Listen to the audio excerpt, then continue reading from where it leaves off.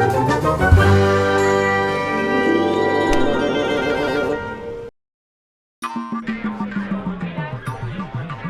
किसी गांव में एक जमींदार के घर के सामने बहुत भीड़ लगी हुई थी। भीड़ का कारण यह था कि उस गांव में एक चोर पकड़ा गया था, जिसको उनके घर के सामने पिंजरे में बंद करके रखा हुआ था, ताकि गांव के सभी लोग इस चीज को देख सके कि अगर गांव में कोई चोरी करेगा तो उसको कैसा सबक दिया जाएगा या उसको कैसी सजा दी जाएगी, और साथ ही साथ इस आदमी को पहचाना भी जाए। अगर फिर कभी किसी को यह आदमी दिखे तो वह इससे सतर्क रहे।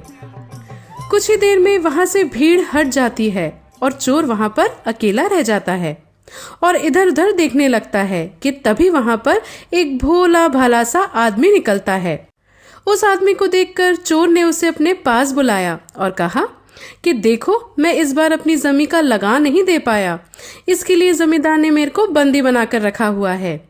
तुम मुझे अगर यहाँ से निकालने में मेरी मदद करोगे तो मैं जिंदगी भर तुम्हारा एहसानमंद रहूंगा। भला आदमी इस बात को समझ ना पाया और उसने चोर को पिंजरे से निकाल दिया। जब चोर बाहर निकला, उसने सोचा तो जरूर इसके पास पैसा भी होगा। उसने अपना चाकू निकाला और उसकी गर्दन पर रख दिया और बोला कि तुम्हारे पास जितना भी सामान है उसे तुम मुझे दे दो। भला आदमी ये सुनकर डर गया और उसने कहा कि मैंने तो तुम्हारी मदद की है और इसके बाद तुम मुझे ही लूट रहे हो। चोर बोला, मुझे इन सब चीजों से कोई मतलब नहीं है, जितना कहा है केवल उतना करो। भला आदमी डर गया और कहने लगा, यह तो पाप है, भगवान तुम्हें इस पाप की सजा अवश्य देगा। चोर बोला, ठीक है, अगर तुमको ये लगता है कि मैं तुमको लूटकर कोई पाप कर रहा हूँ तो तुम यहाँ से मेरे साथ चलो। मैं रास्ते में 3 लोगों से पूछ लूंगा कि ये सही है या फिर गलत। अगर वह कह देंगे कि ये गलत है तो मैं तुम्हें छोड़ दूंगा, वरना मैं तुमको जान से मार दूंगा। भले आदमी ने सोचा कि अगर ये किसी से भी पूछेगा तो हर आदमी यही कहेगा कि ये काम गलत है। ऐसा सोचकर वह भला आदमी चोर के साथ चल देता है। चोर आगे बढ़ा तो उसने एक पेड़ देखा और उसने पेड़ को पूरी बात बताई। पेड़ ने कहा कि हाँ, ये तो सही है, क्योंकि इंसान तो ऐसा ही है। मैं इंसान को ऑक्सीजन देती हूँ, फूल देती हूँ, खाने के लिए फल देती हूँ, और उसके बाद भी ये मुझे काट देते हैं, और काटने के बाद या तो मुझे जला देते हैं या फिर उसका फर्नीचर बना लेते हैं। चोर ये सुनकर बहुत खुश होता है और भला आदमी ये सुनकर दुखी हो जाता है। इस तरह वो दोनों आगे चल देते हैं। आगे जाकर उनको एक बहुत बड़ी सी नदी मिलती है। जिस नदी के पास जाकर चोर सारी बात बताता है कि नदी, इस इंसान ने मेरी जान बचाई है और मैं इसे लूटना चाहता हूँ, क्या मैं गलत कर रहा हूँ? नदी कहती है, नहीं, इंसान तो ऐसा ही है, उसकी फितरत ही ऐसी है। देखो ना, मैं इंसान को जल देती हूँ, बिना जल के कोई भी आदमी जीवित नहीं रह सकता। इसके बावजूद भी वह मेरे अंदर गंदगी डालते हैं और मुझे कभी साफ नहीं रखते, ठीक से सांस भी नहीं लेने देते। तुम जो कर रहे हो बिल्कुल सही है। ये सुनकर चोर बहुत खुश हो जाता है और सरल सीधे आदमी की तरफ देखकर बोलता है कि देखा, इसने भी यही कहा कि मैं ठीक हूँ।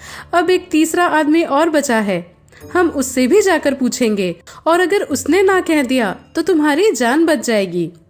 अब वह भला आदमी बहुत परेशान हो जाता है, वह डर जाता है। वह चोर से कहता है कि 2 लोगों से तुमने पूछ लिया, अब तीसरे से पूछने का मौका तुम मुझे दो। चोर कहता है, ठीक है, अगर तुमको ऐसा लगता है कि तीसरे आदमी से तुम पूछ सकते हो तो तुम पूछ कर देख लो। सरल सीधा भोला आदमी इधर उधर देखने लगता है और सोचता है कि अब मैं किससे पूछूं। ऐसा सोचकर वह आगे चल ही रहे होते हैं कि उसकी नजर पड़ती है एक नाई पर। उसे पता होता है कि यह नाई बहुत चालाक है। वह नाई के पास जाता है और उसको पूरी बात बताता है। नाई पूरी बात सुन लेने के बाद सोचने लगता है कि अगर उसने ये बोल दिया कि यह चोर गलत है तो हो सकता है कि चोर दोनों को ही मार डाले। तो उसने कहा कि मुझे ये बात समझ में नहीं आ रही है, तुम एक काम करो, जिस जगह पर यह घटना हुई थी तुम मुझे उसी स्थान पर ले चलो, तो शायद मुझे सारी घटना समझ में आ जाए और मैं तुम लोगों को इस बात का जवाब दे सकूं। वह तीनों लोग तैयार हो जाते हैं और वहीं उसी जगह पहुंचते हैं। वहां पर जाकर भी उसे पूरी बात बताई जाती है, परंतु नाई कहता है कि मुझे अभी भी कुछ ठीक से समझ नहीं आ रहा। तुम लोग एक काम करो, जैसा जैसा हुआ था मुझे ठीक वैसा करके दिखाओ। बुद्धू चोर इस बात के लिए तैयार हो जाता है और वह पिंजरे में जाके बैठ जाता है। वह जैसे ही पिंजरे में बैठता है, बाहर से उसको बंद कर दिया जाता है।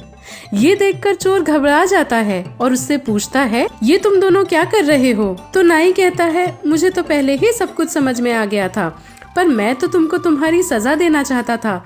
तुम्हारा सबक यही है, अब तुम इसके अंदर ही बंद रहो। अब जमींदार ही तुम्हें सजा देगा। उसने भोले आदमी की तरफ देखा और कहा कि भाई, हमेशा मदद करना अच्छी बात होती है, लेकिन ये भी देखो कि मदद मांग कौन रहा है। क्या सच में उसको मदद की जरूरत है भी? जी हाँ, अब तो आप समझ ही गए होंगे कि इस कहानी से हमें क्या शिक्षा मिलती है। कहानी अच्छी लगी हो तो लाइक जरूर करें, और चाहते हैं ये संदेश, ये सबक दूसरों तक पहुंचाना तो शेयर करें, और आगे भी ऐसी कहानियां सुनते रहने के लिए चैनल को सब्सक्राइब करना ना भूलें। फिर मिलेंगे आपसे एक नई कहानी के साथ। धन्यवाद।